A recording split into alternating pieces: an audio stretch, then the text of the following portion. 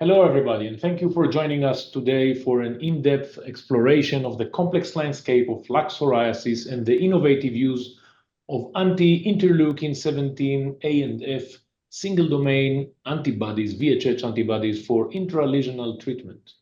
I am Amir Reichman, the CEO of Scinai Immunotherapeutics, and together with me is a distinguished panel that will discuss together the significant unmet need in plaque psoriasis treatment and will introduce us to the innovative approach with anti-interleukin-17 single-domain antibody, the unique benefits of local administration, the key stages of development, the uniqueness of single-domain antibodies as such, and of course, the clinical implications for the patients. So a little bit about me. I'm the CEO of Scinai since 2021, located in Israel, here in the headquarters of Scinai in Jerusalem. I served in several global roles in the headquarters of GSK Vaccines in Belgium for many years. And prior to that, worked for Novartis in different sites in North America, including Cambridge, Massachusetts, and North Carolina. Worked also there in different global roles in the biologics, R&D, and manufacturing operations. I earned my master's degree in biotechnology engineering from the Ben-Gurion University in Israel, and my MBA in finance and healthcare management from the Wharton School of the University of Pennsylvania, United States. Together with me here is Professor Matthias Dobbelstein. Matthias? Hi. Yeah, thanks very much for your kind introduction. And yeah, I'm Matthias Dobbelstein. I'm heading the Department of Molecular Oncology here in Göttingen in Germany.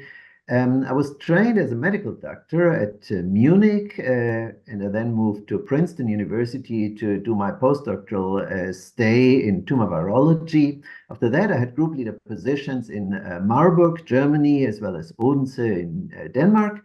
And I was then appointed full professor here in Göttingen, and I'm also a fellow of the Max Planck Institute of Natural Sciences here in Göttingen. And a couple of years ago, we started this exciting collaboration with my colleague Dirk Görlich here in Göttingen at the Max Planck Institute about the development of VHH antibodies. And this also took us to this exciting collaboration with Scinai, and I'm looking forward to talking about this in more detail during this webinar. Thank you, Matthias. And Professor Schön, please. Thank you very much, Amir, for having me. My name is Michael Schön. I'm a board-certified dermatologist and immunologist. I received my training at the universities of Ulm, Berlin, and Düsseldorf in Germany, and Harvard Medical School in Boston. And I served as a consultant at the University of Magdeburg, Würzburg, and now Göttingen. My current position is the director of the Department of Dermatology, Venereology, and Allergology at the University Medical Center of Göttingen, and my primary research interests are chronic inflammation and immune processes governing those diseases. Quite relevant to the topic today.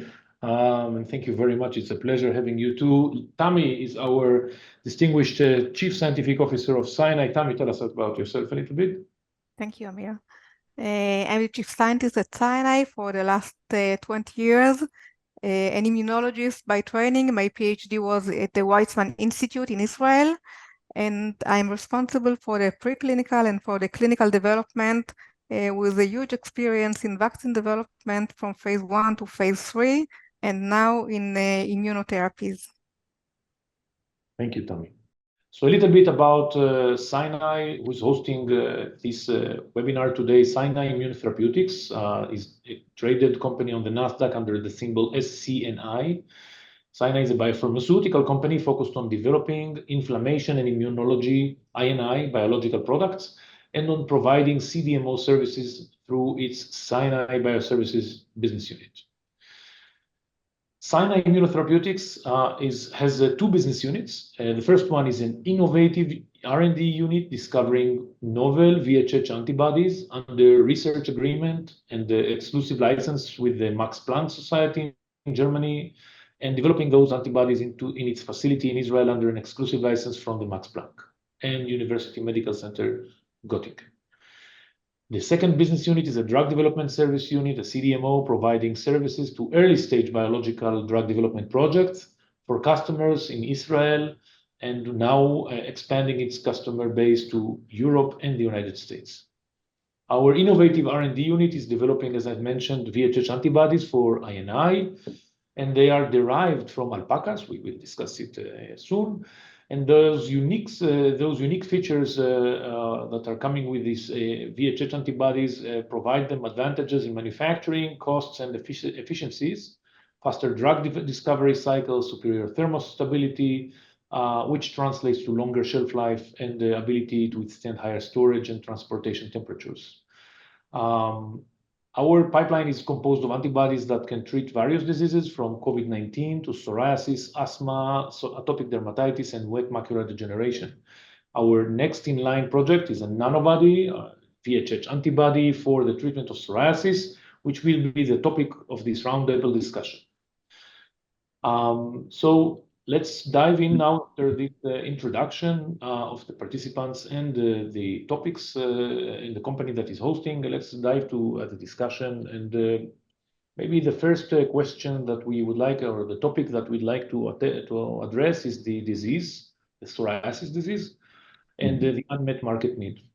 So maybe, Michael, let's start maybe with you. With so many solutions of biologics, monoclonal antibodies, and the new JAK inhibitors now, which fragment of the patient's population is still in need? Well, thanks, Amir.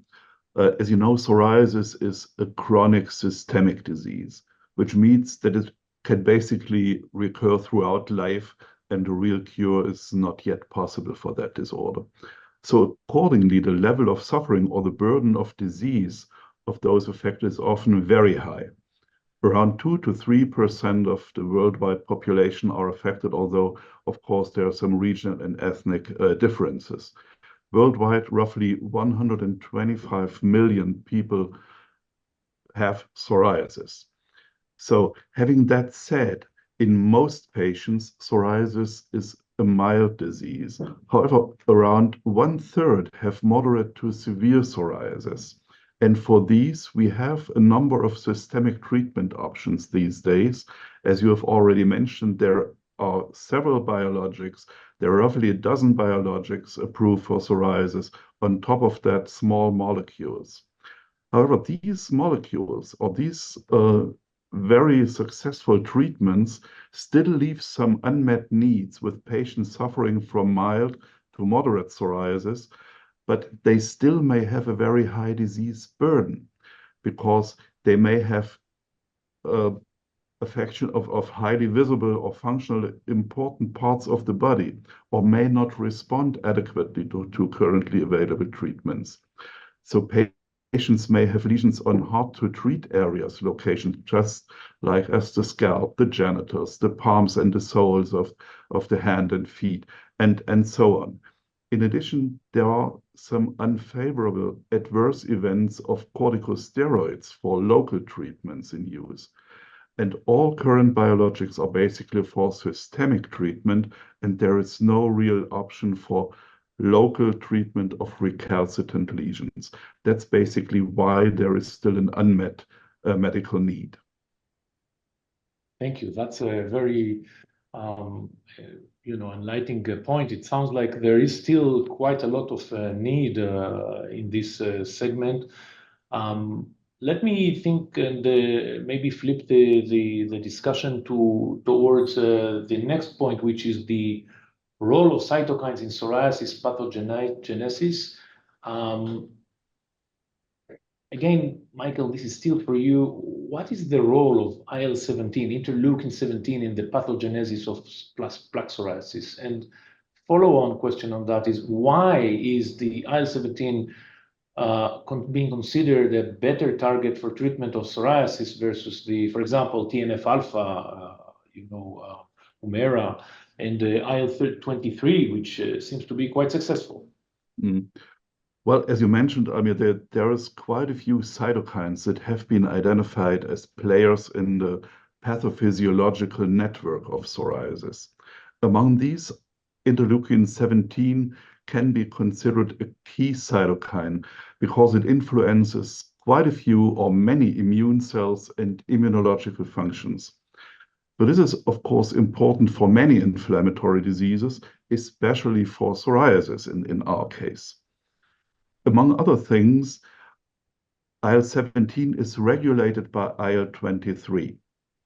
This is one of the reasons why IL-23 inhibition is also an important therapeutic principle. However, there is also IL-23 independent production of IL-17, so that IL-17 inhibition is perhaps more specific in some respects. TNF inhibition is another principle, but is even broader and therefore maybe less specific than IL-17.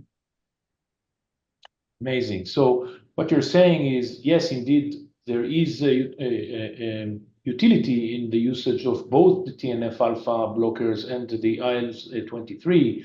However, there might be some level of IL-17 still escaping the route of IL-23 and therefore still generating the psoriatic response. And that's why IL-17 antibodies developed by different companies, for example, Cosentyx that we know from Novartis. We have now Bimzelx from UCB, Taltz and Siliq. All are targeting this unique IL-17 or its receptor. And basically, what you're saying, it's much more specific.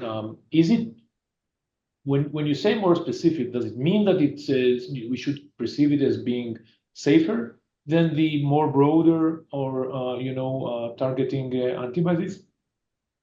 Well, safety data from systemic application of all of these drugs indicate that they are all very safe compared to the older conventional systemic treatments like methotrexate, cyclosporine, acitretin, and so on.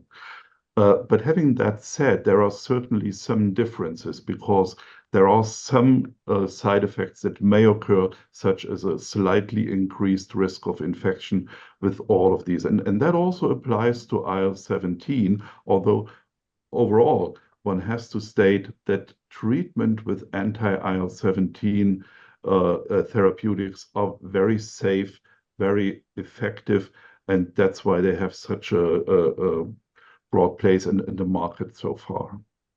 Interesting. And just maybe last follow-on on this one. I know that there are two types of isoforms of the IL-17, the A and F. Could you maybe tell us a little bit about the differences in the roles of these cytokines in the pathogenesis of psoriasis, and potentially the interesting opportunity with developing antibodies targeting also the F isoform? Yeah, that's an interesting and actually also very specific question. Indeed, IL-17, in order to function, needs to dimerize. That means two parts of the molecule need to come together to interact with the receptor and then transmit the relevant signals to the immune cells. Now, there are several isoforms of IL-17 that can dimerize. In our case, two IL-17A molecules can dimerize, two IL-17F molecules can dimerize, or there may be heterodimers consisting of one IL-17A and one IL-17F. And all these three different dimers interact with the same type of receptor and can transmit the signal. Now, the affinity to this receptor is much higher with IL-17A. On the other hand, in psoriasis in particular, the concentration of IL-17F is much higher as compared to IL-17A. So having that said, it is very likely that both isoforms play important roles in the pathogenesis and the pathophysiology of psoriasis. So inhibiting both actually makes a lot of sense. And drugs that target both of these isoforms tend to have a more pronounced effect as compared to those inhibiting only IL-17A. Thank you very much for these insightful answers. Let me move to the next topic, which is the comparison between a single domain VHH antibody and a monoclonal antibody, a human monoclonal antibody. And the question is to you, Professor Matthias Dobbelstein, what is a VHH single domain antibody, and how is it different than the monoclonal antibody? Yeah, thanks for this question, Amir. So VHH antibodies are still antibodies, and they are still monoclonal antibodies, much like the monoclonal antibodies that are still being produced using technologies that were developed in the 70s of the last century.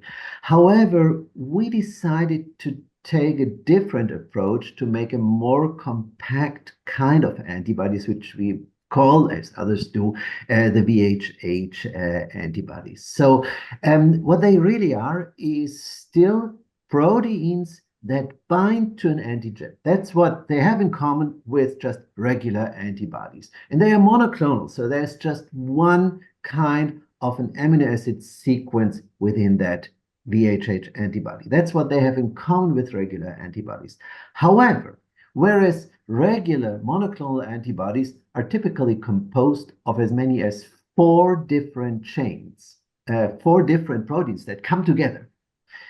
The VHH antibody is just one peptide chain, and its overall size is about 10 times lower, 10 times smaller than what you find with a regular antibody. So what we feel is that in many cases, small is beautiful, so that this smaller antibody is more compact, it's more robust, it's more stable. Many of these VHH antibodies you can actually boil to 95 degrees Celsius, then cool down, and they still retain their activity. So they're far more stable in many cases, they're more robust, and the technology that we use to make them allows us to choose from a very wide range of VHH antibodies, allowing us to select those that retain the utmost affinity. So what we get there is also very strong binders to the antigens. So that's how I would describe those VHH antibodies in the first place.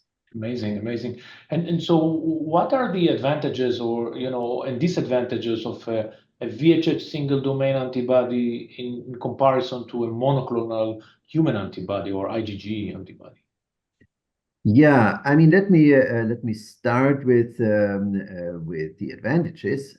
So the advantages of a VHH antibodies are, just to summarize again, they're robust, they're stable, they're small, and since they have this simple composition, this just one peptide chain, you can also make them at a larger scale and with lower cost of goods to produce them.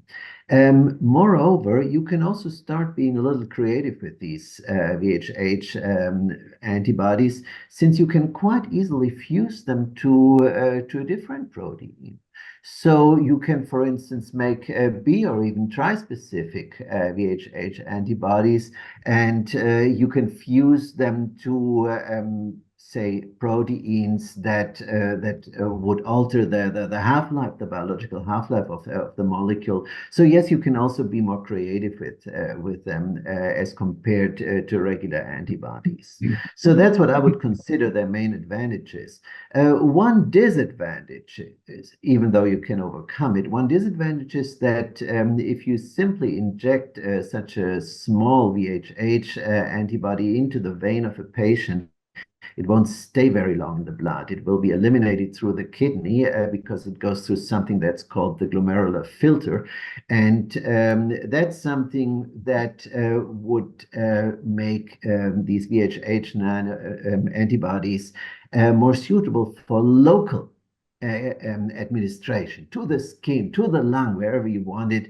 But as such, they are less suitable for systemic application. However, if you still want to use it for a systemic application, what you need to do is to fuse them to something that will prolong the half-life. So that's also possible, and in that way you can overcome that disadvantage. I got you. Okay, that's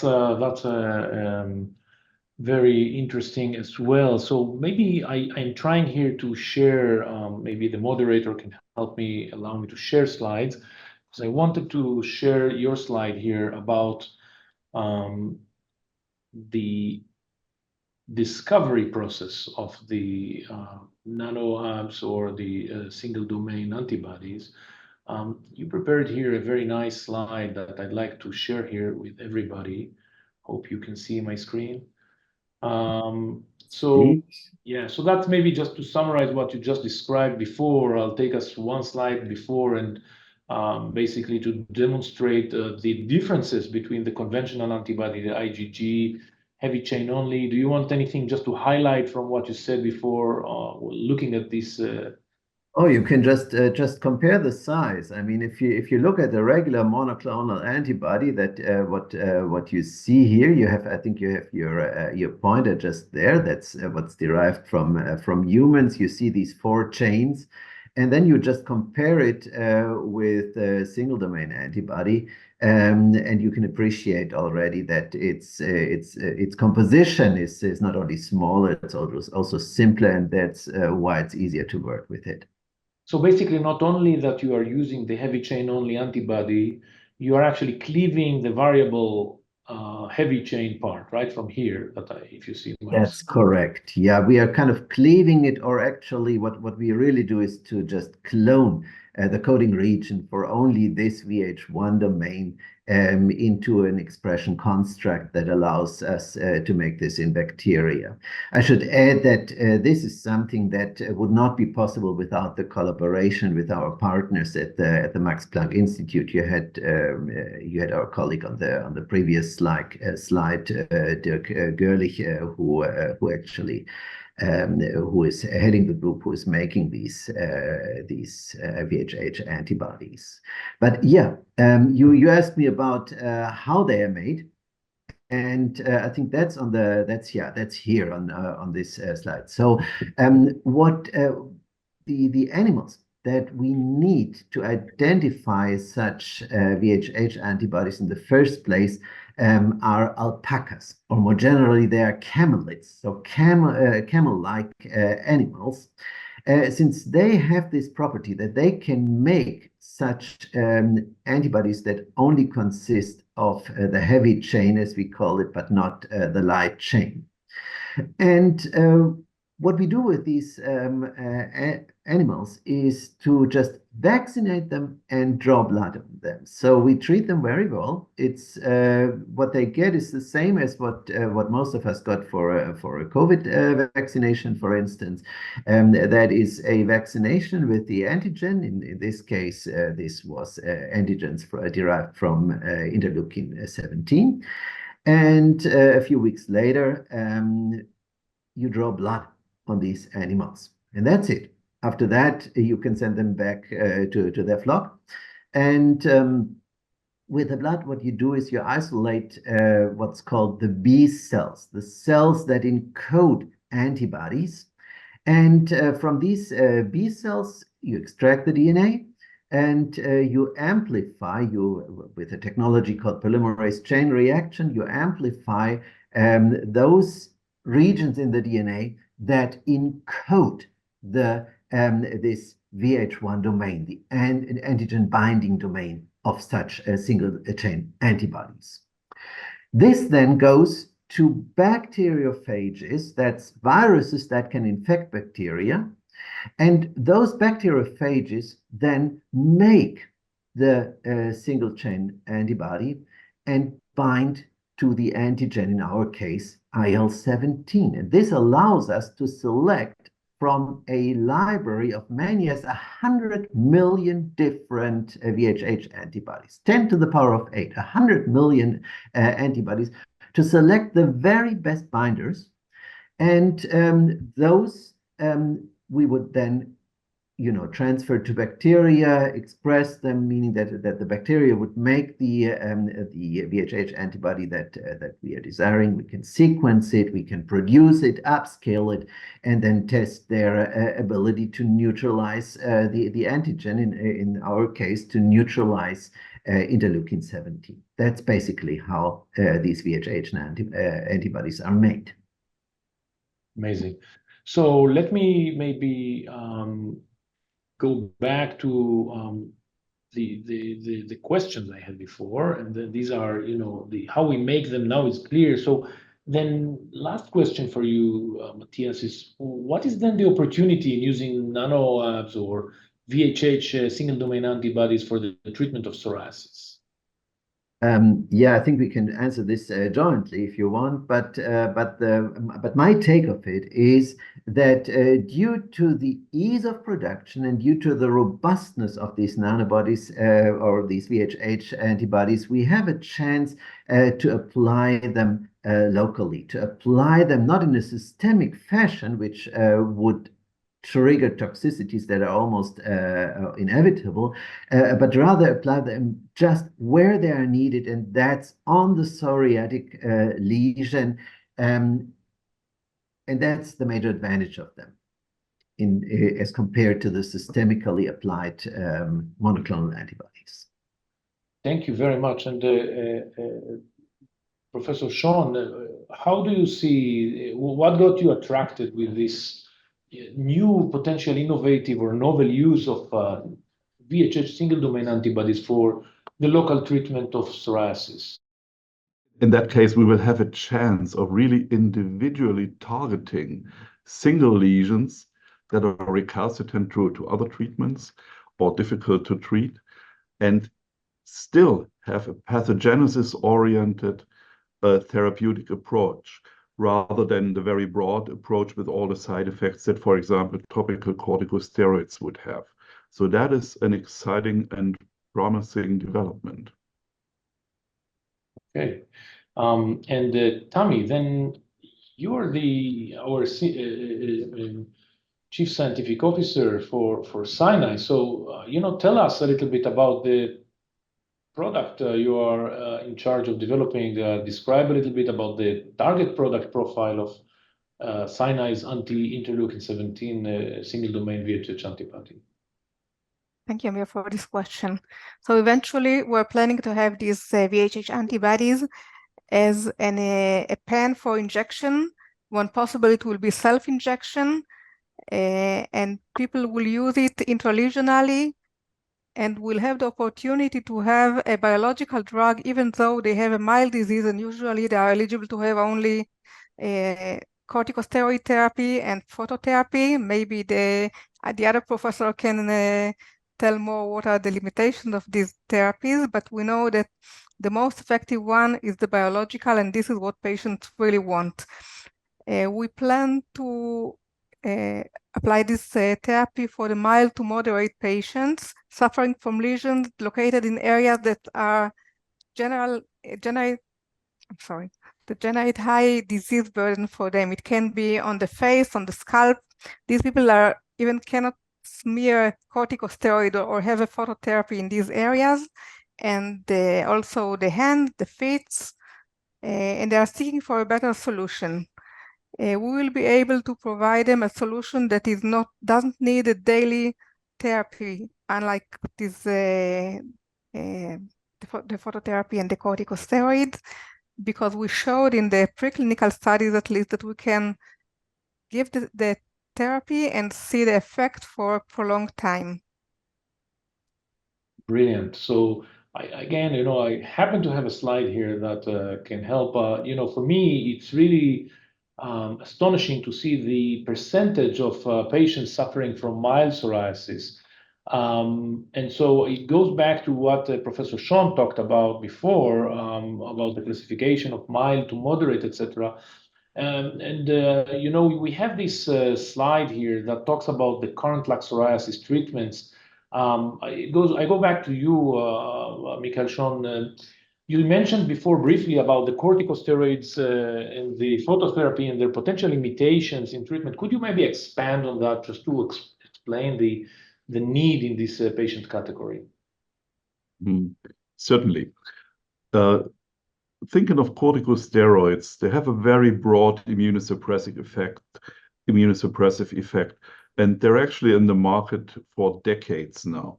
However, the flip side of that coin is that they have long-term side effects. They make the skin more vulnerable, they lead to skin atrophy, so you cannot just use them for any period of time. Similar limitations apply to phototherapy. Sometimes it's just practical reasons for patients to not be able to use phototherapy because they have to be applied 20 to 30 times, 3 to 4 times a week, and you cannot do this indefinitely because phototherapy increases, for example, the risk of skin cancer and skin aging. So there still is a need for alternatives and a pathogenesis-oriented approach, such as the local modulation of key cytokines, such as IL-17, promises to be very advantageous to those patients. Interesting. And so, many times, I even have somebody that I know that just, recently came back from a treatment of psoriasis, and she was given, in addition to the phototherapy and corticosteroids, some systemic immunosuppressants. I think methotrexate was the one that is kind of all over the board was prescribed. She didn't really like it, but these are kind of, generic drugs. What are the limitations in use of these, immunosuppressant drugs? Well, methotrexate certainly is a classical systemic treatment for psoriasis and also associated disorders such as psoriatic arthritis, again, also for decades. However, it also has a long-term immunosuppressive effect. It can have adverse effects, for example, on liver functions, so you need to watch out for those.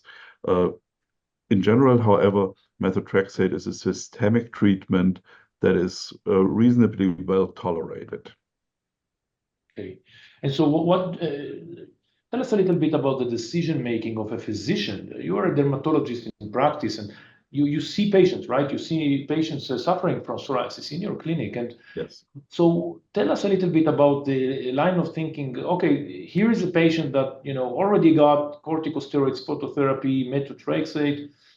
What makes you suggest to a patient, oh, you know what, you should consider going to the second-line systemic immunomodulators, such as, 𝑐𝑢𝑡𝑡𝑖𝑛-G, the JAK inhibitors, or even moving to the injectable biologics? Could you maybe talk a little bit about the considerations and how you decide when to apply and recommend these therapeutic agents? Sure. So there's two major fields to be considered. One is the individual situation of the patient.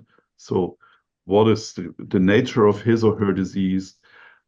What is the area of body surface affected? What is the burden of disease? How chronic is the disease? How inflamed are the lesions?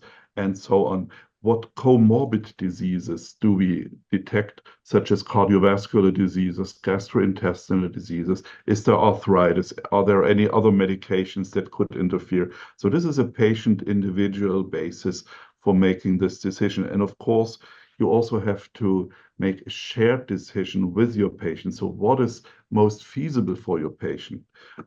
Would he or she rather take a pill? Would he or she rather have an injection every few weeks, or so on? The second area that is important for making the decision is the current approval status of the therapeutics. So is it a first-line treatment? What are the costs? That is also important in many countries, such as many European countries. And based on all these different factors, you come up with a decision that you make together with your patient and then find the most suitable treatment for him or her. Okay, incredible. So this is very insightful. Thank you, everybody, for that. Let me maybe suggest that we move to the next topic. Tammy, this one is for you and for Professor Matthias Dobbelstein. the topic is drug development and drug development stages. So tell us a little bit about the various stages of drug development required to prove that a drug is effective and safe for use so that the clinical trials can commence. Whoever wants to go first, Tammy or... Maybe I start because what I can describe is the more basic part of the development. It's not enough to just select some VHH antibodies that happen to bind, in our case, IL-17. We took great care that it would first of all bind not just to the IL-17A, but also to IL-17F, which were the two different kinds of interleukin-17 that Michael has been talking about before. So we selected the VHH antibody that binds both of them. And not only binds there, but it neutralizes. So the first step was then to make sure that it really interferes with the activity of these interleukins and that it prevents them from binding to their receptor. So that was the first part. Then it was important to look at the stability of this VHH antibody. As mentioned before, you can actually boil it and still retain the activity, which makes it much easier later on to produce it, to store it. So that's something that we had to make sure. And thirdly, we had to make sure that it produces in large amounts so that we could also make sure that ultimately we would be able to make kilogram amounts of this. And that also turned out to be possible. And I think that's now the point where I hand over to Tammy, who took care of the VHH antibodies from this point. Yeah, so talking generally about drug development, we have the in vitro and then ex vivo and in vivo studies that shows the efficacy and the safety and the potential of the drug to be a real drug. So Matthias mentioned the neutralization, the high affinity, the stability of the VHH antibody that was already shown in the work done in his own lab and at the Max Planck Institute by Professor Gerlich. And then we received these VHH antibodies and presented the ex vivo and the in vivo studies. In the ex vivo study, we used human skin samples that psoriasis was induced in them, and then just wanted to show that it really works, that the local administration is effective in treating the disease. At that time we had... Sorry, let me maybe jump into your words. Apologies.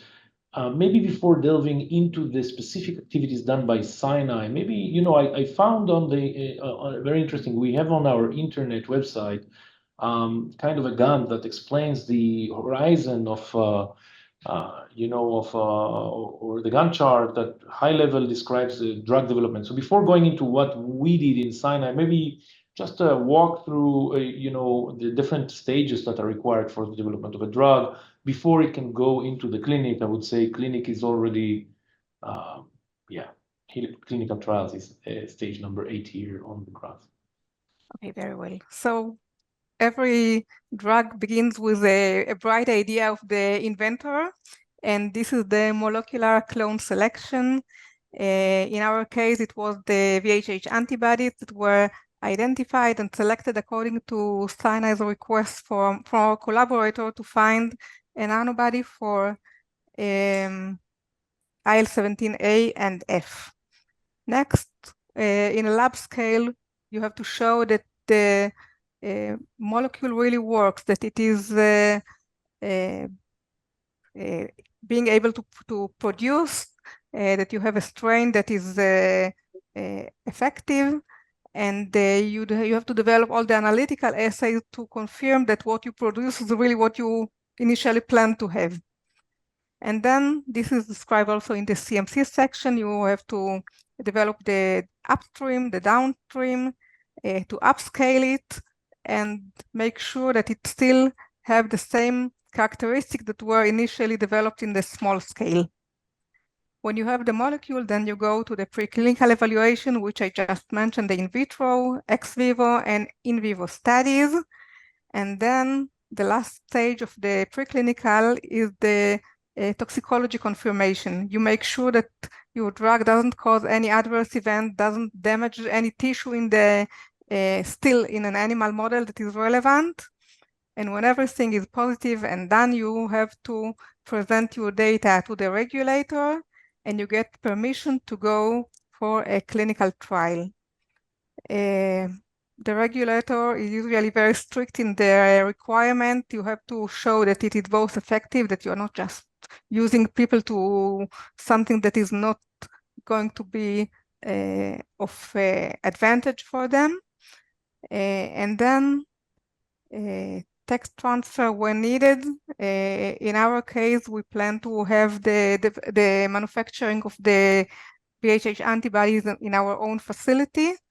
And then you initiate the clinical trials, phase 1, phase 2, and phase 3. I think it is an opportunity for us to tell that we met with the Paul Ehrlich Institute scientific advice earlier this year, and they allowed us to skip the healthy volunteers stage, which is usually mandatory, and to go directly to patient and see already in the first trial that our drug is both safe and hopefully effective. So Tammy, maybe now I'll jump into slides that describe what you just started to explain before about the specific attempts conducted in the development of those unique single domain VHH antibodies developed between Max Planck and UMG, and pursuing the drug development pathway for their development to become one day potentially a therapeutic drug. So what do we see here on this graph and slide, please? This is the ex vivo study that we conducted also earlier this year. In this study, we take human skin samples and grow them in a dish.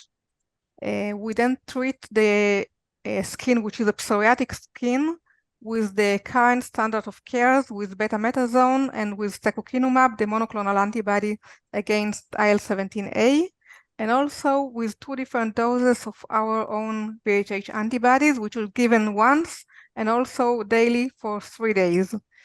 We then evaluated the IL-17A concentrations in the medium, which is mimicking the concentration in the blood. And we can see here that an untreated healthy skin have very low concentration of IL-17. In a psoriatic skin, we have a very high level of these cytokines. And then we can look at the different treatments. Both betamethasone and secukinumab significantly reduce the content of IL-17 in the medium or in the blood. But when we treated with our own VHH antibody, we see that the level of IL-17 was even lower than that of these standard therapies. And this was very encouraging for us. It was especially important for us to see that even one dose was sufficient to reduce the IL-17 levels. We know that the VHH antibody remains in the skin for a limited time. And we still see after 3 days that the IL-17 levels remain very low and significantly lower than those shown in the other treatments. In this study, we all... Sorry. We apologize. It's so exciting, but we also have some time limitations here, and I really want to see maybe some explanation on the recent exciting in vivo study that you managed. So let me push forward to this area, please. When having these exciting ex vivo studies, we move forward to the next proof of concept study in animals. I'm saying animals, but actually the study was done in SCID mice that were transplanted with human skin. Being a SCID mice means that they do not have an immune system that can reject the human skin. And you can actually see the piece of skin from a human transplanted on the back of these mice, and having a appearance of the psoriasis, which is induced by injecting of white blood cells into these skin transplants. Next, we have the treatment session, and we have for 3 weeks treated the animals or the human skin and grafts with either a negative control, which is an irrelevant VHH antibodies, or with the standard of care, the secukinumab and the betamethasone, or with our own VHH antibodies. Here we used quite a low dose. It was given either every day or once a week or just once. The objective of the study was to make sure that we understand the mechanism of action of these VHH antibodies. At that time, we didn't know if we have to have a continuous exposure of the body of the dermis to the VHH antibodies, or maybe it is sufficient to have it just once a week, and we still cause the blocking of the psoriatic cascade. And we got a very clear replies to these questions. I think that the next slide shows how it really looks. In the bottom of the slide, we can see a negative control on the left side. We can see the scales. I think Matthias or Michael can tell exactly what we really see here and how it is related to psoriasis, but anyone that knows how psoriasis looks, that's the way it is. When looking at the samples treated with secukinumab and also with our VHH antibodies administered once a week, when we can see that the scale disappear, the skin looks healthy, clean, and like a normal one. We also look at the histopathological, no, go back to the previous one. We also looked at histopathological sections of these skins, and we see the IL-17 and IL-17A and IL-17F expression in these samples. In the red squares on the left with the vehicle, we see that there is IL-17A and IL-17F in the negative control in the vehicle samples, but not in those treated with the various treatment for the IL-17A. It is very nice to see that for the IL-17F, we do see the IL-17F in the samples treated with Cosentyx, which is specific only to the A, whereas in the sample treated with our VHH antibody, we can see that both IL-17A and IL-17F are not there. We then looked for different psoriasis markers that I will not go into the exact detail what each and every one of them is doing in the psoriasis, but generally they are markers that are relevant to inflammation, to keratinocytes, and we see that in all these samples, there is no significant difference between the sample treated with the VHH antibodies, which is on the right side, and the standard therapies, the secukinumab and the betamethasone. So this is very encouraging. It is also important to tell that we treated the human skin samples for three times. Sorry. We treated the animals for a limited time. We know that at the end of this time, the VHH antibody already disappears from the skin, and still we could see 2 weeks later that there is an effect, and the markers are very low, the skin looks much better, and we prove the concept that local administration of a biological drug can solve the burden caused by psoriasis. Okay, thank you very much, Tami, for giving this review of that. Maybe tell us a little bit more now, between the three of you, what do we see as potential future use of future plans for, maybe start with you, Tami. What are the future plans for Scinai with regards to the further development of these nanoAbs targeting interleukin-17 AF for the treatment of mild to moderate psoriasis? In this study that I just presented, we looked for the efficacy 2 weeks after the last administration.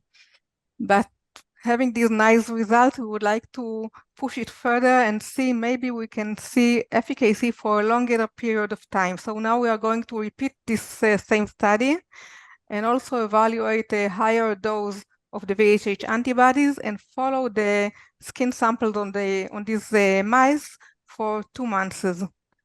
We will then know what is the duration of the effect and how far we can expect to see the healing of these therapies.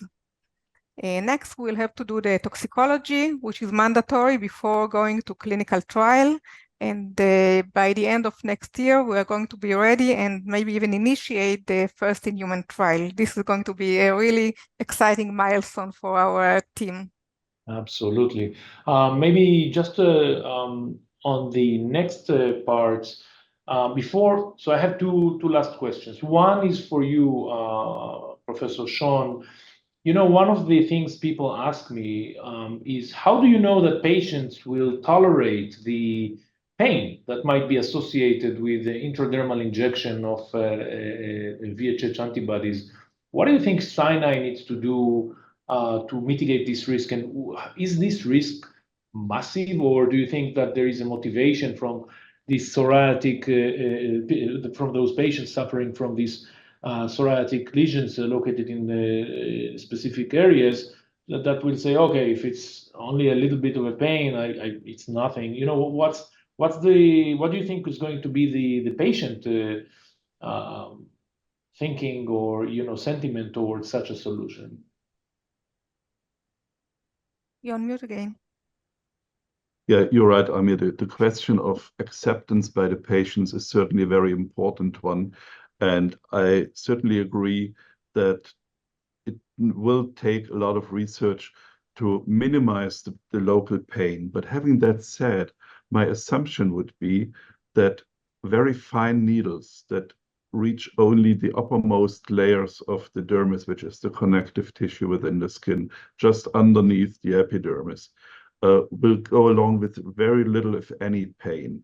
So my expectation would be that if we could manage that, the acceptance will be very high among the patients, especially since you can come up with a means to specifically treat individual lesions that are not otherwise accessible in these patients. So my expectation, with all due caution, of course, would be that the acceptance will be there. Okay. And maybe next and last one is for you, Matthias Dobbelstein. Tell us, you are together with Professor Goettingen, you are also responsible on development of the future pipeline that is covered in the research collaboration agreement between Max Planck, UMG, and Scinai. Tell us a little bit more about the future things that are upcoming in the pike. Yeah, I mean, we are in the process, and we have actually developed VHH antibodies against additional cytokines that also act as mediators of inflammation. So the idea is always to dampen excessive inflammation that would otherwise cause disease. So those include VHH antibodies to cytokines called interleukin-4, interleukin-13, TSLP. Those are examples of new targets that we actually have developed VHH antibodies against. And the hope is that this will also broaden the range of indications, the range of diseases that can be treated in that way. One obvious target would be atopic dermatitis if you talk about skin diseases. But something less obvious that seems very attractive to me too is to try and treat lung diseases with that. What we have recently published actually is a VHH antibody to SARS-CoV-2, to the virus that causes COVID-19. And we would put this VHH antibody into an aerosol, into small droplets. And those droplets would then be inhaled by animals, and we achieve protection of hamsters against COVID-19 in that way. Now, the dream is that we would do the same thing with VHH antibodies targeting cytokines targeting interleukins, and this would then be a way to treat diseases like asthma, for instance, because you dampen the inflammatory reaction that you would otherwise observe in the lung. So on top of treating skin diseases, I think treating lung diseases by inhaled VHH antibodies, that's another strong perspective that I see for the future developments. Exciting. So I think with that, we will adjourn for today. And I would like to thank everybody for coming and participating and contributing your amazing know-how, experience, and insights. Thank you, Matthias. Thank you, Michael. Thank you, Tammy. For additional information, please do not hesitate to go to our website, which is www.scinai.com. There you can find lots of information. You can also contact us through ir@scinai.com. That's it. We hear from Jerusalem. It is Amir Reichman, CEO of Scinai Immunotherapeutics. Thank you very much.